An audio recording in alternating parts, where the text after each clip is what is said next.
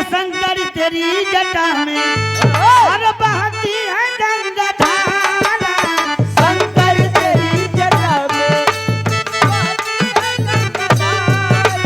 शंकर तेरी जटा में माने बाजे के शंकर तेरी जटा में बहती है गंगा धारा। वो समय का लेखक बहुत बढ़िया गीत लिखे आ गायक गावे।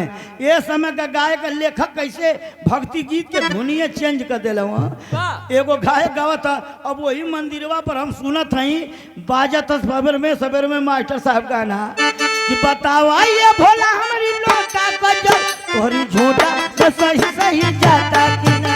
बतावा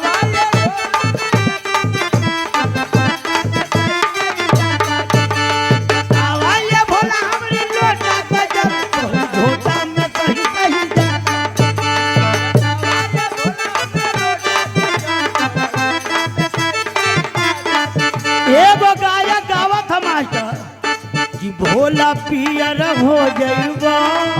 क्या बात है? भोला पियर हो जाइबा छोड़ गांजा मारा पियर ना तो पियर हो जाइबा। भोला गांजा मारा पियर भोला पियर हो जाइबा। भोला गांजा मारा पियर भोला पियर हो जाइबा। एगो गायक गावत है मास्टर भांग पीसत पीसत थक जाता मन।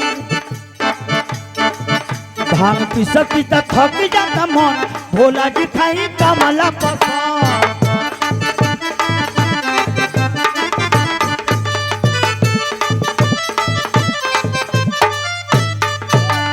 माने भैया हर चीज बदलत चल जाता पहले के जमाना से। मास्टर साहब पहले जब बारात जा मास्टर तो जनमासा दूर आत हचर के खा बा। अब देखा कितना विकास कर गल है देश।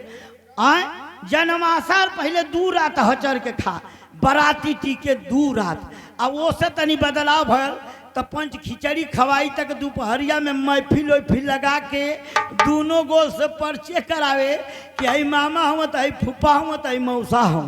तब 4 बजे सांझी के महफिल वफिल लगा के माँ प्रसादी उसादी खा के आ तब विदाई करके पंची आवे लगल।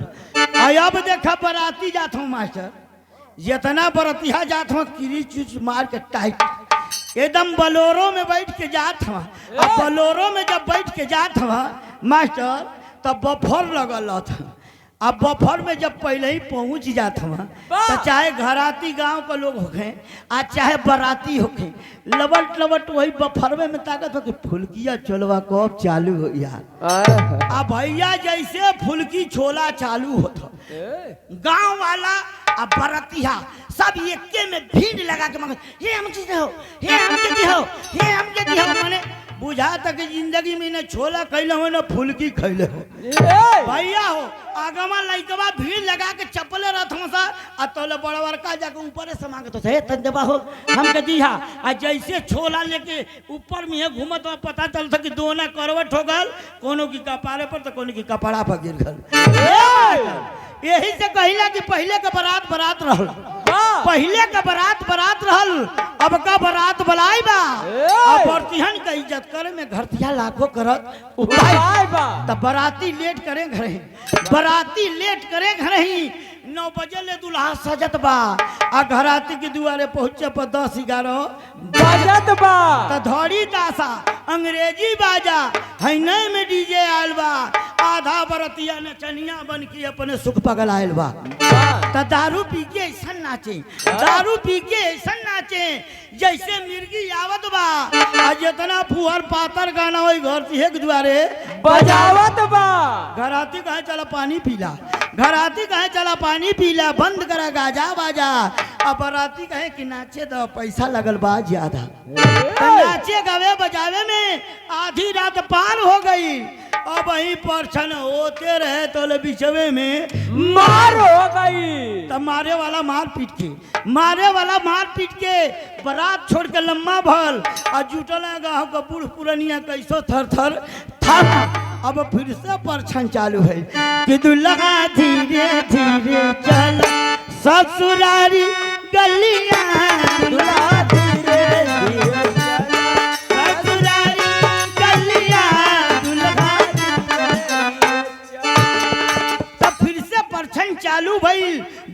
बैठल बा गाड़ी में और छुरछुरिया वाला तो ले छुरछुरिया छोड़ने से आग लग गई साड़ी में। तो छुरछुरिया छोड़े वाला जाके छिप गई झाड़ी में और मेहरारू बतिया ससर गई हो जो रहे आंगन बाड़ी में। यो कुल बेगो टांग के परछौना में अगमे खड़ा हो जाइए। मेहरारू बच्चा सच जर गई हो जो रहली आंगनबाड़ी में। इधर लाइसेंसी बंदूक वालन का, इधर लाइसेंसी बंदूक वालन का इनहू का निशाना बेधत बा। आ केहू बंदूकिए से डार गिरावे तो केहू तमुए जाके छेदत बा। बंदूक छोड़े में गलती हो गई, घरतिया पर घहराई गई। अब वही बिया बकिए रहे तो दो चार जने पिटा गई। पब्लिक कहे कि भागा पंचो, पब्लिक कहे कि भागा पंचो। इनकी मरौआ में गोली चल गल। घराती बराती के पते ना बिने दुल्हनिए का डोली चल गई। घराती या बराती भैया मत इतना उत्पात करा। कहे गुलाब है भैया साधारण बारात करा। मास्टर हो देखा हमन का भोजपुरी बहुत मीठ भाषा है। भोजपुरी में हेती मुकी सबसे काम चल जाला। कैसे हम मोहरा में बताते थे बसा कभी लिखना कि मास्टर साहब देखो लिखला हमन का भोजपुरी बहुत मीठ भाषा। भोजपुरी में हेती मुकी सबसे काम चल जाला। हम मोहरा में बताते थे कहीं 50 आदमी का भर्ती रहे, 500 लोग लाइन लगा दिया। अधिकारी भीड़ देख के घबरा के दुआरी पर स्लिप टांग दिया कि कृपया कम शब्द का प्रयोग करें। अंग्रेजी वाला गल कल मैं आई कमिंग सर, कल गेट आउट। हिंदी वाला गई ना कहला श्रीमान अंदर आ सकता हूँ, कल बाहर रहो। संस्कृत वाला गल कहला हम आगंतुक सजनो, कहला थोड़ा बाहर इंतजार करो। भोजपुरी वाला गल पर्दा हटे कल ढूंढी तो कल ढूंढ। भोजपुरी में है मुझे सबसे काम चल जाला। कभी के लिखे के बोलल कि जे समझी बुझी अगर के सट जायु लासानिया, यानी भोजपुरी के ये समझी बुझी अगर के सट जायु लासानी। और इतना मीठ कहाँ कौन हमारी भोजपुरी भाषा हिंदी हुए ताज माथे का, हिंदी हुए ताज माथे का उर्दू करके माला। अंग्रेजी है सूट बूट हमारा ये बुझाला। पंजाबी मद्रासी कन्नड़ मलयालम गुजराती अंगूठी चूड़ी कंगन सबके पूजे थाती। अब भोजपुरियन के भाव हवे तुलसी कबीर रविदासानी। और इतना मीठ कहाँ कौन हमारी भोजपुरी भाषा देखा पहले से कितना बदलाव गल मास्टर कि भौजी चाची आंटी भैली माई भैली मम्मी, भौजी चाची आंटी भैली माई भैली मम्मी। अब बाप हो गए डैडी पापा तनको नहीं तन। अब सीता गीता गायत्री कहले से जीव खियाता, सीता गीता गायत्री कहले से जीव खियाता। और रिंकी टिंकी टिंकी पिंकी है नाम धराता। अमीर के के डब्बा बोतल में भर के टानी तब बोतल करके दादा मैं कैसे पहचानी। अब माई की छाती की हमरे छीने जूस मौसमी। अब बाप हो गए डैडी पापा तनको नहीं तन कि दिने दिन भुलाइल जाता दही दूधिया मट्ठा, दिने दिन भुलाइल जाता दही दूधिया मट्ठा। अब भट्ठा पर मिले चाहे तरकुल तरिए कट्ठा, दिने दिन भुलाइल जाता दही दूधिया मट्ठा। अब भट्ठा पर मिले चाहे तरकुल तरिए कट्ठा कि मुर्गा मछली दारू खातिर लागत बाड़े लाइन। आ घी छोड़ के खाइल जाता डलडा तेल रिफाइन। मुर्गा मछली दारू खातिर लागत बाड़े लाइन, घी छोड़ के खाइल जाता डलडा तेल रिफाइन। कि हेलो हाय में भूल गए राम नाम जरम में। अब बाप हो गए डैडी पापा तनको नहीं। सीडी टीवी देख देख के मती गई बौराई, सीडी टीवी देख देख के मती गई बौराई। अब बूढ़ो पोते काली मेहंदी तो बूढ़ियो हेयर डाई। आ दांत भले मुँह में ने के फेंकताने गाज।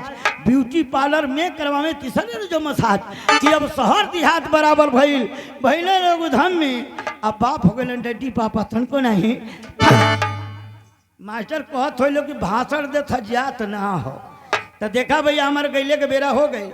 देखा मास्टर साहब एगो मेहरारू कहलस कि ये राजा जी दारू पियल छोड़ दो, मर्द कहल ना छोड़ो। तो जाके अपनी सखी से शिकायत करती अपनी सैया का कहती